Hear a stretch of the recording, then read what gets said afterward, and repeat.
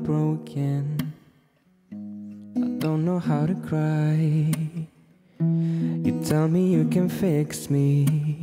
I'd like to see you try. I say I don't have feelings, but you know that's a lie. I'm drowning in an ocean of the tears I never cried. But baby, I don't wanna be like this forever.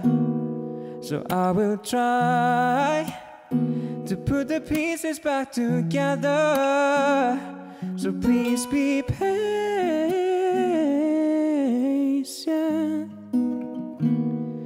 Please be patient. Yeah, with me.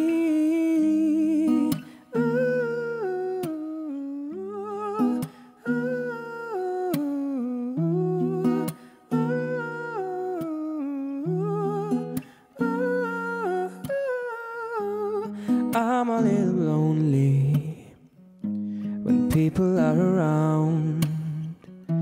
I just can't seem to fit in with the people in the crowd. I guess that I'm a weirdo. Yeah, I'm a little strange. I hate being so different. It's driving me insane. 'Cause baby, I know my confidence is shattered.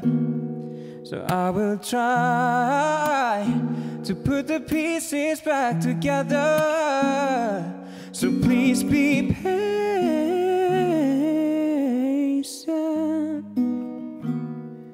Please be patient. Yeah, with me.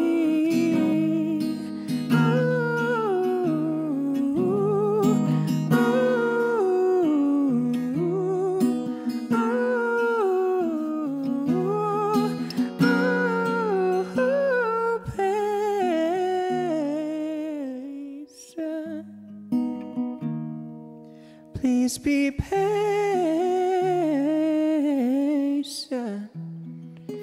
yeah, with me.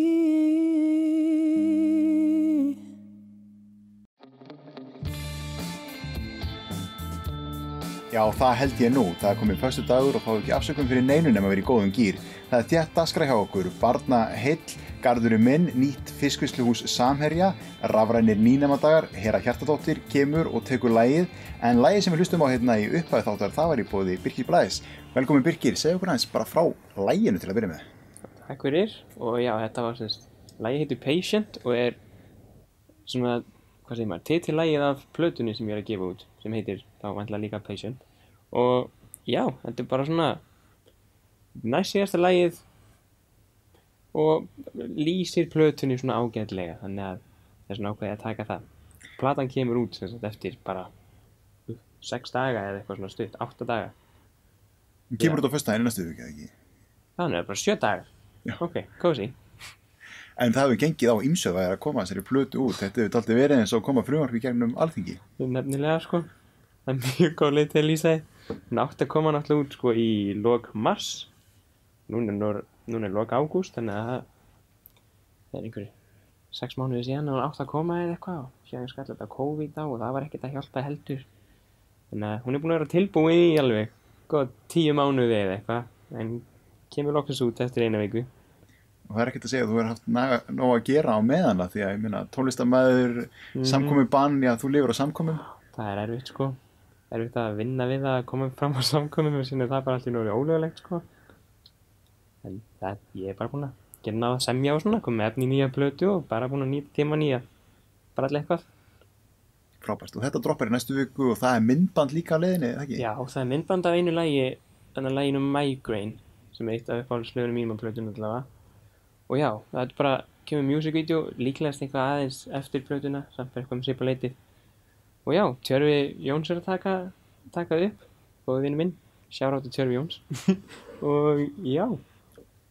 En hvernig er að gefa út nýja plötu og ég meina útgáfutónleikar og annað, það hefur verið strembið að fá útgáfutónleikana, þú ert búin alltaf að vera með þá? Já, það átti náttúrulega, þeir átti að vera í mars líka náttúrulega, þeir vera vonandi í október þannig að það gerist, góðir hluti gerast hægt, en já, þetta er búið að vera meira vesen en ég bjóst við, sko. Allt með þetta, það kostar líka, en maður þarf að búa til Carolina Fund og síðan það bara fá hlutina sem maður var að selja á Carolina Fund og gefa það út og þetta er alveg meira brassið, en worth it.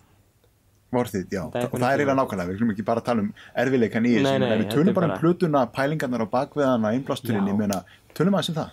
Þetta er semst platan snýst aðalega hún er frekar neikvæð, sko, en þannig að lögin það er ekki mjög mikið af jákvæðum lögum, þetta byrjar bara þetta er allt neikvætt út allt, sem síðasta lagi það sem er svona Resolvar og það er svona, ég er orðin happy, þetta er svona journey í að verða meira ánægður og síðasta lagi er þá happy lagið og já, hún snýst mikið ástarsorg og svoleiðis hluti, þó svo ég sé ekki búin að ganga í gegnum svoleiðis hluti, og bara þunglyndi og alls konar geðræn vandamál og síðan kemur síðast lagið þar sem að allt bjargast, við erum komið með góða kæró og allt er í gutti.